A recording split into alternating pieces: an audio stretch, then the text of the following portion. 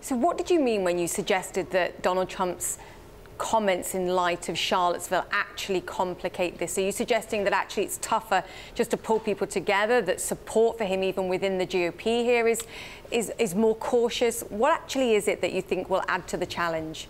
Sure. So let me make 2 points on that. The first is there had been some talk over the last few weeks about outreach from the White House to Democrats to bring Democrats on board to help the administration and help Republicans pass tax reform. I think the dust-up after Charlottesville and the way that situation was handled makes it nearly impossible for any Democrat to support the White House and Republicans on legislative priorities such as this. There are efforts going on within the Democratic Party among liberal activists threatening any Democrat who collaborates with the White House. So I think that door is closed. That means that it will be a Republican-only affair. And Republicans are not necessarily unified either. There are divisions within the party about policy alternatives and policy directions.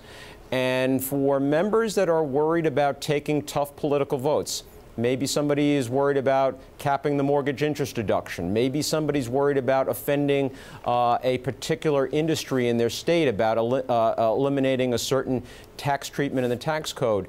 By affiliating themselves with the White House, they're not getting any political cover because I think the White House is probably not held. It doesn't get them any political advantage from working with the White House. So it does complicate things.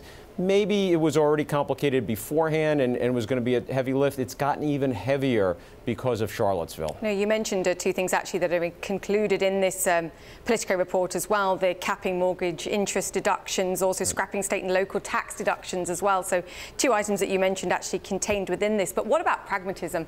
What about the need for this administration to actually sign off on something and achieve something in terms of reform? Doesn't that pull people together?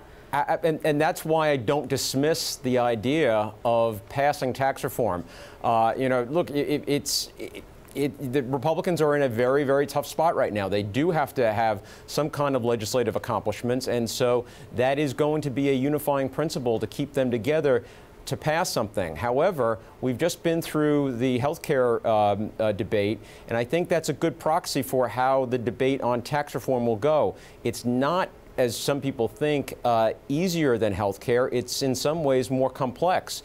There are going to be other state and regional interests at play that are going to pull lawmakers in certain directions, maybe against the interests of the White House. So yes, there is a unifying theme of getting something done.